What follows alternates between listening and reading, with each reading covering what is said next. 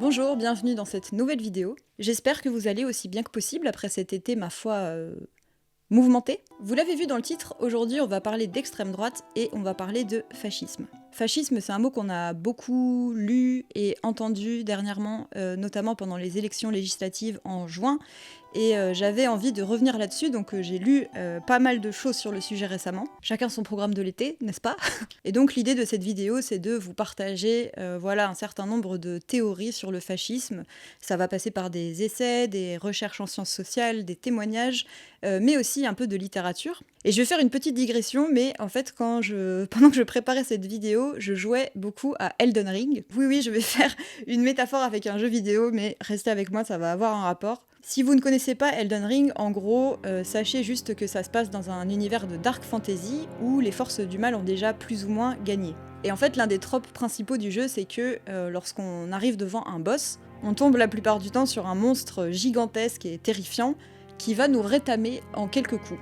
Et donc il y a plusieurs solutions pour gagner. La première, c'est d'aller se faire rétamer plusieurs fois. Comme ça, on a de moins en moins peur, on observe les patterns du monstre, c'est-à-dire sa façon de bouger, et petit à petit, on trouve les bons moments pour lui asséner des coups. Et la deuxième solution, c'est qu'on peut compter sur du soutien communautaire. Il y a plein de gens sur Internet qui créent des guides pour ce jeu, donc qui donnent des astuces d'armes, de mouvements, etc. pour venir à bout du boss. Est-ce que vous voyez où je veux en venir à peu près ? Le fascisme, finalement, c'est un peu pareil. Souvent, on doit s'y confronter plusieurs fois. Et pour résister, on peut aussi compter sur l'analyse des personnes qui l'ont étudié, qui le connaissent bien, voire des personnes qui l'ont déjà affronté plusieurs fois. Donc voilà, mon concept pour cette vidéo, c'est de vous proposer des sortes de guides Elden Ring pour combattre les patterns du fascisme et voilà, s'inspirer des gens qui l'ont déjà combattu. Étant donné le sujet, cette vidéo n'est pas sponsorisée, donc n'hésitez pas à aller faire un tour sur mon Patreon, le lien est en barre d'infos.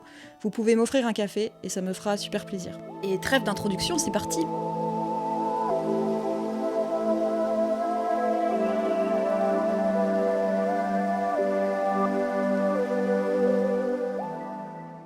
Alors, pour bien commencer ce guide Elden Ring de l'antifascisme, il fallait absolument que je vous parle de Ugo Paglietta. De toutes les lectures que j'ai faites pour l'instant, je pense que Ugo Paglietta, il fait partie de nos guides nos guides number one. Vous avez peut-être déjà vu son visage dans les médias, notamment dans des émissions de Blast ou Mediapart.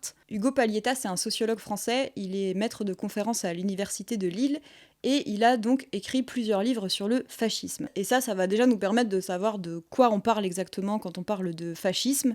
Enfin, quand on a vu ce mot fleurir un peu partout, j'ai l'impression qu'il y avait en quelque sorte deux réactions possibles. La première réaction, c'était de dire non mais fascisme, vous croyez pas que le mot est un peu fort, faut peut-être pas exagérer non plus, versus la deuxième réaction qui pouvait être quelque chose du genre le fascisme, mais pourquoi tu parles de ça maintenant, on est déjà dedans depuis longtemps en fait. Et donc si jamais vous avez eu une de ces deux réactions, ou si vous êtes là pour des recommandations de lecture, vraiment en voici une, lisez les livres d'Ugo Paglietta, genre vraiment. Ces livres qui présentent ces théories sur le fascisme, moi je les ai trouvés vraiment impeccables, tant au niveau du style que de la qualité du raisonnement, c'est assez accessible et simple à lire. En tout cas, je trouve, et si je devais vous en conseiller un seul, ce serait La Nouvelle Internationale Fasciste. J'aime bien conseiller ce genre de livre en sciences sociales. Là, en fait, c'est vraiment un tout petit livre de moins de 100 pages, et ça permet vraiment, dans un format très court, de balayer un certain nombre de théories sur le fascisme contemporain, que Ugo Paglietta appelle le post-fascisme ou le néo-fascisme. Parce que si je vous parlais de ces mots-là,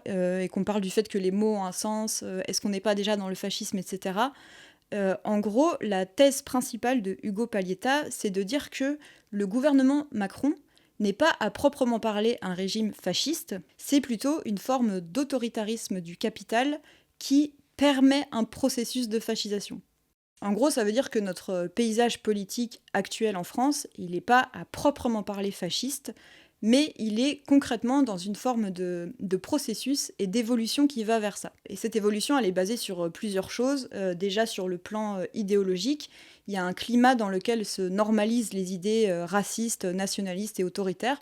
Ça, je pense que j'ai pas besoin de vous donner l'exemple pour que vous l'ayez très bien senti par vous-même. Et pour Ugo Paglietta, c'est vraiment notamment cette normalisation des discours racistes, et en particulier des discours islamophobes, qui sont totalement la locomotive de ce processus de fascisation en France, quoi. Mais donc vous me direz, ok, donc jusqu'ici on n'est pas dans le fascisme vraiment, mais dans ce cas c'est quoi le fascisme? C'est quoi le vrai fascisme pur, genre, genre huile essentielle de fascisme avec des vrais morceaux de fascisme à l'intérieur? Le fait que je ris en disant ça. On va dire que dans cette vidéo c'est ok de rire du mot fascisme, ok? Sinon je vais pas m'en sortir, j'ai envie que ce soit un peu chill quand même. Donc pour Ugo Paglietta, comme pour beaucoup de chercheurs et de chercheuses, le vrai fascisme c'est avant tout un projet politique. Et ce projet politique, en fait, c'est très simple, c'est de tout temps, de toute époque et dans tous les pays, c'est toujours le même. À chaque fois, il s'agit de régénérer une communauté imaginaire. Alors ça peut prendre plusieurs formes, ça peut être régénérer la nation, régénérer la civilisation, régénérer la race. Et donc pour ça, il faut l'épurer. Autrement dit, il faut détruire tout ce qui menace son homogénéité fantasmée et rétablir la loi et l'ordre. Ça, c'est vraiment ce qui définit le fascisme en tant que projet politique. Et pour reformuler, je vous fais quand même une petite citation de Ugo Paglietta lui-même. Aujourd'hui comme hier, le fascisme désigne un nationalisme radical de purification. Autrement dit, un nationalisme qui postule que, pour mettre fin au délitement de la nation, il serait impératif de purifier celle-ci. Et pour cela, de la libérer des minorités voulant imposer leur domination à la majorité, de dépasser les divisions qui affaibliraient la nation et que créeraient artificiellement la gauche et les mouvements sociaux, et de se substituer à des élites décadentes et corrompues. Je sais pas. Ça vous rappelle des gens, non? Moi, ça me rappelle des gens un peu quand même. Donc ça, c'est la définition du fascisme en tant que projet politique. Mais il y a eu d'autres manières, notamment dans le passé, de définir ce qu'est le fascisme. Notamment, il y a eu celle de l'historien Robert Paxton. Donc lui, comme dit, il est historien, spécialiste notamment de la France de Vichy. Et il a écrit un livre très important qui s'appelle Le fascisme en action. Et en fait, dans ce livre, il défendait l'idée que le fascisme, ce qui le définit avant tout, c'est ses modes d'action. En fait, plus tard dans sa carrière, il a fini par reconnaître lui-même que cette définition, elle avait ses limites et qu'elle ne permettait pas de raisonner en fait les formes du fascisme qu'on connaît actuellement. Parce que oui, aujourd'hui, que ce soit en France, en Hongrie, aux États-Unis, en Israël, au Brésil ou en Italie, le projet des fascistes, c'est toujours exactement le même, mais les modes d'action, ils ont changé. Vous remarquez qu'en France, par exemple, les fascistes, ils n'ont pas récemment failli prendre le pouvoir grâce à des milices armées. Vous n'avez pas des bonhommes en chemise brune qui se trimballent partout, armés jusqu'aux dents. Vous n'avez pas des autodafés de livres wokistes. Donc il y a des points communs, mais il y a aussi des différences dans les modes d'action avec le fascisme historique. Et c'est pour ça que Ugo Paglietta parle de post-fascisme ou de néo-fascisme. Et si jusqu'à maintenant on n'est pas à proprement parler dans le fascisme, en fait la thèse de Paglietta c'est que l'autoritarisme de Macron, loin d'être un barrage, il prépare totalement le terrain pour ça. Et il l'explique très très bien, autant dans ses livres que dans ses interventions. D'ailleurs, je vous encourage juste à taper son nom et à écouter les interventions qu'il a fait dans des médias. Et je trouve que l'écouter ou le lire, ça permet vraiment de savoir de quoi on parle et de reconnaître en fait des processus qui sont à l'œuvre et qui sont assez longs et assez diffus en quelque sorte. Il permet vraiment d'analyser le contexte d'émergence du fascisme. Et je me souviens que dans un livre qui est très bien aussi, qu'il a coécrit avec l'historienne Ludivine Bantini. Ils écrivaient une phrase, c'était quelque chose comme le fascisme ne fait pas irruption dans un ciel bleu et calme. C'est très bien dit, très bien expliqué et plutôt accessible, il me semble. Donc voilà, si ça vous a intéressé, je vous encourage à écouter et à lire davantage de Ugo Paglietta.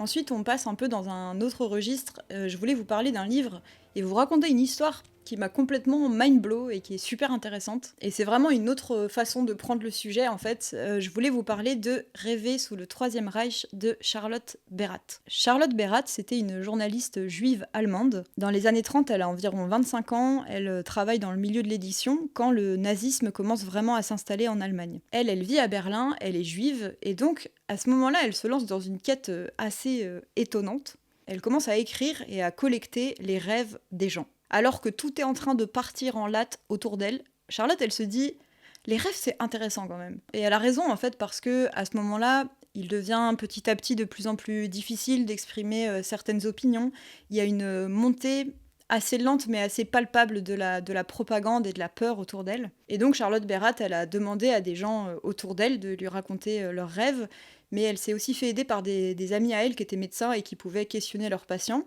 Et en fait, de fil en aiguille, entre 1933 et 1939, elle a recueilli plus de 300 rêves de cette manière. Et c'est en fait bien plus tard, après s'être enfuie aux États-Unis et une fois que la guerre était terminée, qu'elle a pu publier ce livre dans lequel elle propose une analyse de tous les rêves qu'elle a collectés. Les gens qu'elle a interrogés, c'était vraiment pour la plupart des Berlinois et des Berlinoises moyens, quoi. C'est-à-dire qu'il y a un peu une sorte de diversité en termes de classe sociale. C'est aussi pour la plupart des gens qui n'étaient pas juifs, en réalité pour la plupart des gens qui n'étaient pas directement impactés par la violence des nazis à ce moment-là, ou en tout cas pas encore.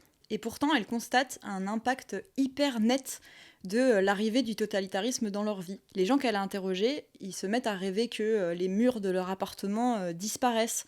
Ils rêvent que les objets de leur quotidien les écoutent en secret. Ils rêvent beaucoup de personnes en uniforme, de personnes qui leur demandent leurs papiers, etc. Faut bien se dire qu'en 1938, donc au moment où Charlotte Berrat elle est en train de collecter ses rêves, il y a un dignitaire nazi, Robert Ley, qui a déclaré cette phrase restée très célèbre: la seule personne qui soit encore un individu privé en Allemagne, c'est celui qui dort. Et en fait, ce que tout le taf de Charlotte Berrat a montré, c'est que même ça, c'était pas vrai. Même dans leur sommeil, les gens, ils étaient impactés par la peur, par la propagande et la violence qui couvait un peu, et ce, alors qu'on était encore qu'au tout début, quoi. Donc ce livre, pour moi, il est super intéressant dans le sens où, en fait, il donne à voir le très large spectre dans lequel le fascisme s'exprime, et même son impact sur le psychisme. Il y a énormément de gens qui faisaient ces rêves parce que ça permettait comme d'intégrer une réalité qui devient de plus en plus abracadabrante, et qui mettait même en scène des fois de manière très premier degré des choses dont les gens n'étaient pas tout à fait conscients quand ils étaient réveillés. Je sais pas si vous voyez ce que je veux dire. Et je trouve particulièrement éloquent le fait qu'elle se soit justement beaucoup focalisée sur des personnes qui sont pas directement menacées. En fait, elle rencontre plein de personnes qui, d'un coup, ont peur d'être juives ou ont peur d'être prises pour juives.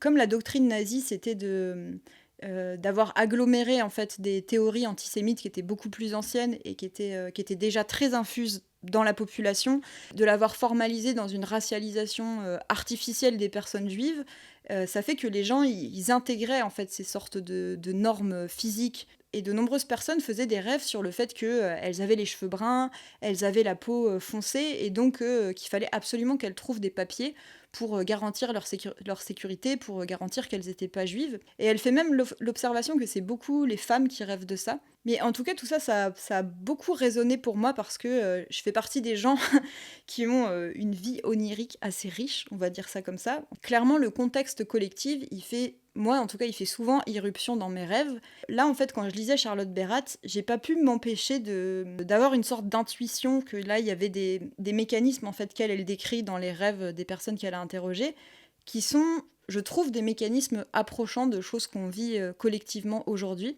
C'est pas exactement lié au fascisme, mais pendant l'été, j'ai lu aussi un livre sur l'antisémitisme qui s'appelle Des Blancs comme les autres, les Juifs, angle mort de l'antiracisme, de Ilana Weissman. Elle parle vraiment bien de à la fois les spécificités de l'antisémitisme, mais aussi pourquoi c'est un racisme comme les autres. Et en fait, elle parle beaucoup de cette notion d'ennemi intérieur qu'il faut reconnaître via des signes physiques. Et l'idée que cette minorité, c'est un ennemi intérieur parce qu'en fait, elle a du pouvoir. Ça, c'est une mécanique qui est complètement consubstantielle à l'antisémitisme. Mais Ilana Weissman, elle faisait des parallèles entre cette mécanique propre à l'antisémitisme et des choses qu'on peut observer aujourd'hui, notamment en France, vis-à-vis de l'islamophobie. Qu'en gros, aujourd'hui, cette idée, cette image de l'ennemi intérieur, elle est toujours très présente dans l'antisémitisme, qui est toujours très présent en France, mais c'est quelque chose qui s'observe aussi pour d'autres minorités.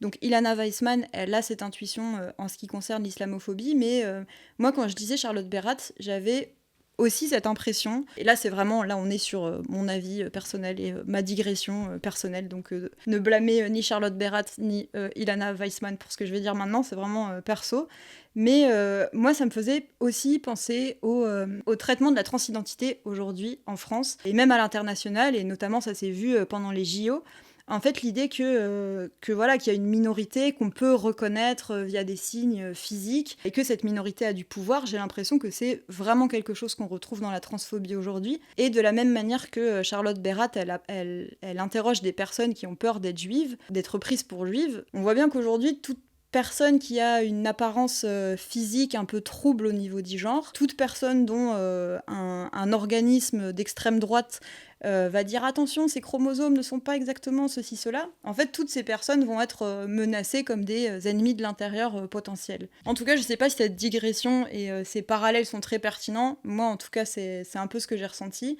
Et ce qui est sûr, c'est que le livre de Charlotte Berrat est trop intéressant par l'angle par lequel il prend le fascisme, le totalitarisme et en particulier le nazisme. J'ai trouvé qu'elle prenait le sujet d'une certaine manière, celle de la psyché et des rêves, sans rentrer dans... Enfin, Charlotte Berrat, c'est quelqu'un qui a toujours refusé justement que son travail il soit capté par la psychanalyse ou par des analyses en fait très individuelles des choses. Elle voulait vraiment défendre le rêve comme aussi symptomatique, pas seulement de l'individualité, du cadre familial ou du cadre de l'individu, mais une forme d'espace qui est aussi social et dans lequel des choses comme le fascisme émergent et peuvent s'observer. Donc voilà, j'ai trouvé ça super intéressant et je le recommande.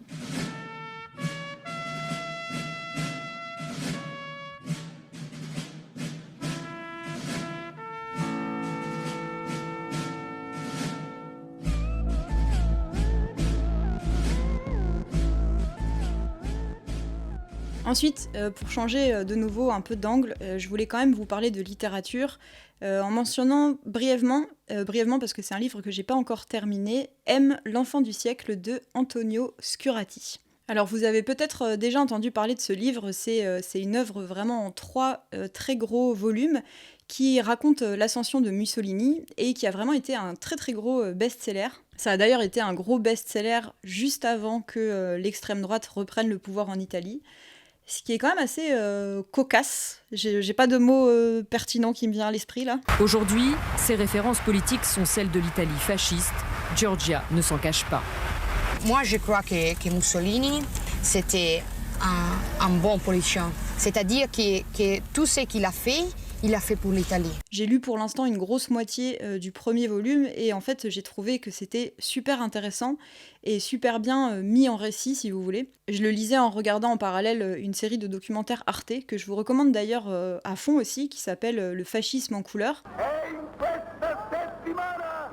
Et en fait, je trouvais que l'auteur réussissait vraiment super bien à combiner à la fois l'exactitude historique avec des mécanismes romanesques en fait. Il fait des changements de focalisation, il y a aussi des montées de suspense, la caractérisation des personnages qui est super intéressante aussi. En fait, j'ai trouvé ça très bien et la seule raison pour laquelle je l'ai actuellement pas fini, c'est que en fait, je lisais vraiment des trucs sur le fascisme du matin au soir et ça a commencé un peu à muser. Mais je vous le recommande vraiment si c'est les formes romanesques qui vous parlent le plus et surtout si vous êtes prêt à lire des gros pavés. Et en fait, parce qu'on parle de fascisme ici, ce que j'ai trouvé intéressant, c'est que en lisant M et en s'intéressant à Mussolini de manière plus générale, bah, encore une fois, s'intéresser au fascisme historique, c'est quelque chose qui permet de comprendre et d'apprendre des choses qui sont utiles pour maintenant. Par exemple, que de tout temps, les fascistes bouffent à tous les râteliers. Et c'est en lisant M et en regardant la série de documentaires Arte que on se rend compte, par exemple, que Mussolini, au tout début de ses campagnes, il défendait concrètement vraiment un programme économique de gauche. Et in fine, il s'est quand même fait élire grâce à la complicité des élites et en mettant en place une politique vraiment en faveur des propriétaires terriens. Et ce qu'on voit en s'intéressant à lui, c'est que le fascisme a toujours adapter sa ligne en fait en fonction des circonstances et en fonction des groupes de population qui allaient le plus servir pour accéder au pouvoir. Donc ce que je pense, c'est que dans une période comme la nôtre, s'intéresser, que ce soit par la forme fictionnelle, mais par des documentaires ou par tout ce que vous voulez, aux formes du fascisme historique, même si encore une fois il y a des différences avec aujourd'hui, ça permet de reconnaître certains mécanismes et certaines dynamiques collectives. Et d'ailleurs, l'auteur de M, Antonio Scurati, je ne sais pas si vous le savez, mais il en a fait les frais vraiment très récemment. Ce mec, donc, qui a consacré une immense œuvre au décryptage de l'histoire du fascisme, en fait, il a été censuré par le gouvernement d'extrême droite italien. La semaine dernière, l'écrivain italien Antonio Scurati devait lire à l'antenne d'une chaîne de la télévision publique italienne un texte rappelant, je cite encore, que le fascisme avait été tout au long de son existence historique un phénomène de violence politique systématique, faite d'assassinats et de massacres, et à la fin duquel il appelait ses compatriotes à renouer avec l'antifascisme. Giorgia Meloni, quant à elle, a évidemment nié toute censure et a déclaré que ceux qui ont toujours été ostracisés et censurés par le service public ne demanderont jamais la censure de qui que ce soit, pas même de ceux qui pensent que leur propagande contre le gouvernement devrait être payée avec l'argent public. Cette déclaration est intéressante à plus d'un titre, parce qu'elle dit assez nettement que pour Giorgia Meloni, la condamnation du fascisme relève de la propagande contre son gouvernement, voilà qui a au moins le mérite d'être tout à fait clair. Donc voilà, je recommande de lire M. Moi, c'est une saga romanesque que je vais continuer en tout cas. Et en plus, c'est l'occasion de lire un auteur qui est censuré aujourd'hui pour ses idées.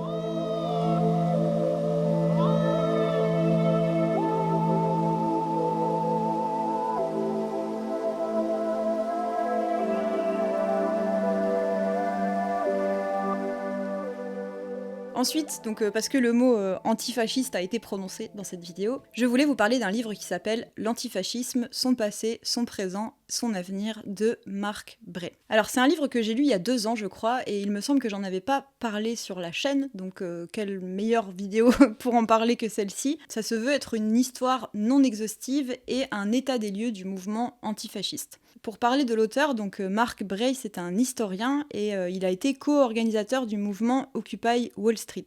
Et en fait, il a écrit et sorti ce livre en assez peu de temps parce que il voulait que ce soit utile au tout début de l'ère pro-Trump. Et donc pour l'écrire, il convoque à la fois son expertise en tant qu'historien, c'est-à-dire qu'il fait une sorte d'historique de l'antifascisme, mais il utilise aussi des entretiens avec des militants et militantes antifascistes de vraiment de plusieurs aspects du mouvement, en Europe et en Amérique du Nord. Dans l'intro, il écrit que l'idée de ce livre, c'est offrir à une nouvelle génération d'antifascistes l'histoire et la théorie nécessaires pour enrayer la renaissance de l'extrême droite. Et en gros, il va vraiment expliquer et historiser ce que c'est que l'antifascisme, en racontant qu'à la base, ça a été vraiment pensé comme une réponse sensée et historiquement fondée à la menace fasciste qui persistait après 1945. Et c'est un livre qui parle très bien aussi du fait que l'antifascisme, c'est aussi des pratiques politiques et des pratiques militantes qui sont vraiment à l'intersection entre la politique sociale locale, c'est-à-dire vraiment le fait de créer des réseaux d'entraide, et le fait de faire des actions directes pour empêcher à l'extrême droite de s'organiser. En gros, l'idée originelle vraiment de l'antifascisme, c'est de rejeter l'idée un peu libérale de Voltaire avec la phrase que vous avez peut-être déjà entendue « Je ne suis pas d'accord avec ce que vous dites, mais je me battrai jusqu'à la mort pour que vous ayez le droit de le dire ». En gros, l'antifascisme, ça s'oppose totalement à cette conception des choses.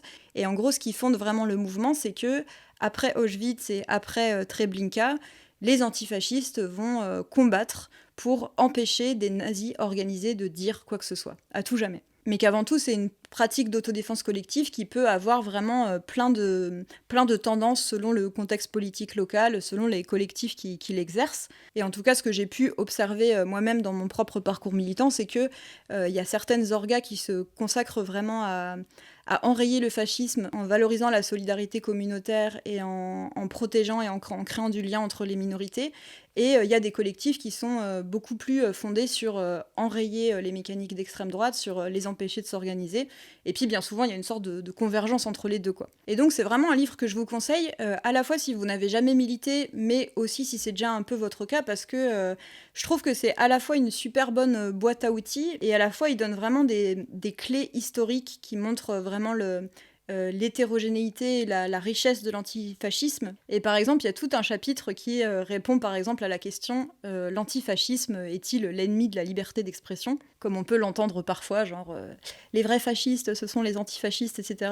Bon là, par exemple, dans un livre comme celui de Marc Bray, vous avez vraiment une réponse qui est hyper structurée à ce type de questions ou de pensées. Il explique par exemple que dans une société inégalitaire comme la nôtre, la liberté d'expression, elle est déjà pas accessible à tout le monde. Dans une société où la migration est sévèrement réprimée, où il y a des politiques racistes et anti-migratoires, la liberté d'expression des personnes sans papier, des personnes qui sont précarisées par ces politiques-là, par exemple, elle n'est pas vraiment assurée. Et que donc on se soucie déjà très peu de la liberté d'expression de certaines personnes. Et surtout, il montre bien que la liberté d'expression, en fait, c'est pas vraiment le sujet des antifascistes. Ce à quoi ils s'attaquent, en fait, véritablement, c'est plus la liberté d'organisation ou de réunion pour les fascistes. En gros, les antifascistes ne s'attaquent pas à votre tonton raciste qui débite des trucs débiles au repas de famille, mais par contre, ils vont s'attaquer à des lieux vraiment stratégiques d'organisation politique, à des gens qui s'organisent en fait pour opprimer. Si on parle de liberté d'expression, ils défendent en fait l'absence de liberté d'expression pour les nazis et pour les fascistes. Et d'ailleurs, on voit très bien aujourd'hui, et c'est notamment très bien décrit dans les travaux d'Ugo Paglietta, que la normalisation de l'expression raciste, ça a des conséquences hyper graves. Donc bref, je digresse un peu, mais en même temps, j'ai l'impression que ce sujet de la liberté d'expression, ça revient souvent quand on parle d'antifascisme. C'est pas du tout le sujet central du livre, et surtout, je trouve que c'est quelque chose d'intéressant quand on peut avoir une image un peu préconçue de ce que c'est l'antifascisme. On a un peu un imaginaire que les antifas, c'est des gens qui vont au conflit, qui vont à la bagarre, etc. Et donc, je pense qu'il y a tout un tas de gens pour qui ça peut faire peur. Et déjà, dans le livre de Marc Bray, on se rend compte que c'est pas vrai, que l'antifascisme, c'est multiple, que l'antifascisme, ça consiste aussi à développer des réseaux de solidarité. Mais si je voulais partager quelque chose, c'est si vous avez été d'une manière ou d'une autre impacté par ce qui s'est passé en juin, et si vous vous inquiétez de la montée de l'extrême droite, je pense qu'il faut vraiment que vous vous intéressiez à l'antifascisme, et surtout, en fait, ça peut passer par... ce que j'ai beaucoup conseillé à des proches à moi, c'est notamment, ça va être très facile si vous habitez en ville, renseignez-vous sur les collectifs antifascistes qui existent près de chez vous. Si vous trouvez le nom d'un collectif, ensuite vous allez trouver par exemple un compte Instagram ou une page Facebook, et dès que vous savez à quel moment il y a une assemblée générale, juste allez-y en fait. Allez-y pour voir, pour écouter ce qui se passe, et je pense que vous serez très surpris ou surprise de voir à quel point ça prend énormément de forme, à quel point souvent les assemblées générales antifascistes, c'est aussi des espaces où il y a beaucoup d'associations, beaucoup d'autres organismes en fait qui viennent pour demander de l'aide, pour tracter à tel endroit, ou pour distribuer des denrées alimentaires, pour venir en aide à des personnes qui sont réfugiées sur le territoire, etc. Et du coup, juste venir à une assemblée générale, ça permet de, vraiment, je trouve, de déconstruire un peu l'imaginaire antifasciste. C'est des espaces qui peuvent être accessibles, je pense, à beaucoup plus de gens qu'on le croit. Et surtout, c'est des espaces dont on va avoir besoin. Je pense qu'il faut aussi un peu en finir avec le pur développement personnel militant, c'est-à-dire que... Là, sur cette chaîne, je parle de livres, et en fait, lire des livres pour comprendre les choses, être un meilleur allié, ou mieux comprendre ce qui vous arrive, c'est très bien, mais que si on est plus nombreux et nombreuses à insuffler un tout petit peu, juste un tout petit peu, je vous parle pas de faire 8 heures de bénévolat par semaine, mais juste un petit peu de militantisme concret et de présence dans des réseaux de solidarité locale. Si on est un peu plus nombreux et nombreuses à faire ça, je crois vraiment que ça peut changer énormément de choses. Voilà, c'était le petit moment recrutement. Se renseigner sur l'antifascisme, mais aussi essayer de voir comment on peut le mettre en pratique en assistant à une AG antifasciste, par exemple, juste une fois pour voir. Si vous le pouvez, vraiment faites-le. Faites-vous cette résolution de rentrée. Je pense que c'est très important.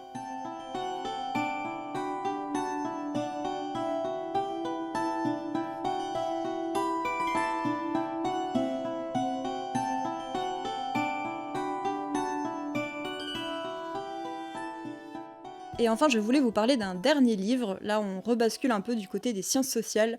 Je voulais vous parler de Écofascisme de Antoine Dubiot. Alors j'en parle en dernier parce que je pense pas que c'est un livre que je recommande à tout le monde, dans le sens où c'est un livre qui est quand même assez savant, et qu'il faut être un minimum à l'aise à la fois avec les sciences sociales et à la fois avec l'histoire des mouvements sociaux. Il faut se repérer un minimum dans le marxisme, le productivisme et d'autres mots en isme. Antoine Dubiot, c'est un chercheur en sciences sociales, et sa discipline, c'est la géographie. J'en profite pour lui faire un coucou d'ailleurs, parce qu'il regarde mes vidéos, ce qui me fait très plaisir. Et donc le concept de écofascisme, c'est d'étudier un double mouvement. D'un côté, la fascisation de l'écologie. En gros, c'est de décrire des processus qui sont à l'œuvre dans les mouvements écolos classiques, et qui tendent à prendre des petites pentes glissantes vers les idées fascistes, et dans un même temps d'étudier l'écologisation du fascisme, c'est-à-dire vraiment l'appropriation de l'enjeu écologique par les mouvements fascistes et par l'extrême droite. En gros, il y a quand même une très très grande hétérogénéité dans les mouvements écologistes, entre les soulèvements de la Terre et les colibris par exemple. Si ça vous dit quelque chose, vous verrez qu'on n'est pas du tout ni dans les mêmes idées, ni dans les mêmes modes d'action. Et tout le propos d'Antoine, c'est de dire qu'on est dans un moment particulier du fascisme qui est celui de la conscience de la crise écologique. Ça rejoint un peu ce que dit Ugo Paglietta. Ce moment particulier, il résiste donc aux analyses qui sont juste bornées au fascisme historique. Il y a une citation dans laquelle il dit ça de manière beaucoup plus claire que moi. La crise écologique est certes une réalité globale partagée par l'ensemble de l'humanité, mais elle fait l'objet de représentations différenciées, socialement, mais aussi idéologiquement déterminées. De ces représentations émergent des récits fondamentalement politiques. Ainsi, le problème écologique n'est pas nécessairement de même nature pour qui en fait l'histoire. C'est vraiment un travail de recherche qui cherche à historiser, à situer et à décrypter en fait la pensée d'intellectuels d'extrême droite, particulièrement savant et détaillé dans la deuxième partie qui est sur l'écologisation du fascisme. Et en fait, il raconte, si vous voulez, les contes et légendes de l'extrême droite, quoi. C'est des espèces de mythes, de spiritualité sur lesquels se basent beaucoup de grands récits de l'extrême droite. Et ça, j'ai trouvé ça vraiment super intéressant. J'ai appris plein de choses là-dessus. On passe par exemple par le mythe de la race blanche originaire du pôle Nord, des spiritualités comme le néopaganisme, etc. Enfin bref, c'est vraiment le lore de l'extrême droite, quoi. Et dans la partie plus sur la fascisation de l'écologie, là il revient sur un peu beaucoup de tendances en fait dans l'écologie contemporaine et beaucoup comme d'écoles de pensée. Enfin, il y a par exemple tout un passage où il parle de la théorie de l'effondrement. Il rappelle un peu d'où vient la collapsologie, la théorie de l'effondrement, et il montre en fait comme il y a fondamentalement dans cette conception de l'écologie des choses qui mènent à des pentes très très glissantes. Voilà, l'idée que l'effondrement est inévitable et du coup finalement il faut entrer dans une sorte de résignation, il faut sauver sa peau, et surtout que c'est des choses qui ont été très appropriées ensuite par l'extrême droite dans certains mouvements survivalistes, avec des imaginaires de guerre civile, et que le concept d'effondrement en fait ça a permis d'agréger des sensibilités politiques très différentes, de répondre à tout un tas d'angoisses, de crises, tout en restant dans l'individualisme et en prenant des pentes très très glissantes. Enfin bref, je vous résume ça très mal, c'est bien mieux raconté dans le livre. Et je vous le recommande vraiment à fond si vous voulez vous intéresser à tout ça, mais que vous êtes prêt à lire quelque chose qui est quand même assez exigeant, je trouve, au niveau de la lecture. Mais c'est quand même très court et très riche. Et en plus, dans la dernière édition qui a été éditée,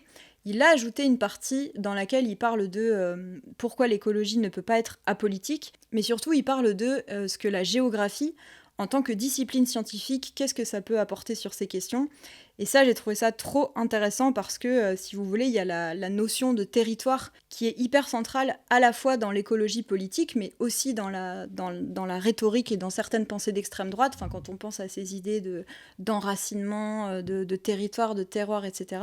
La géographie, elle peut permettre de clarifier totalement le discours écologique afin d'empêcher son appropriation par l'extrême droite. Enfin, franchement, j'ai trouvé ça trop intéressant, et la géographie, enfin là, ça fait 3-4 livres que je lis qui sont écrits par des géographes ou qui font intervenir la géographie dans les sciences sociales.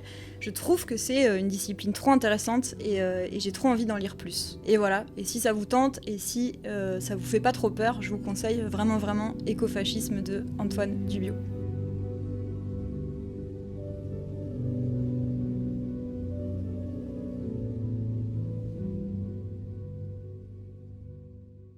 Eh bien, écoutez, merci beaucoup d'avoir suivi ce nouveau guide de Margarito qui, je l'espère, va vous être très utile, avec vraiment d'excellents conseils. Je pense que là, on a eu quand même beaucoup d'astuces pour réussir à vaincre tous ces monstres.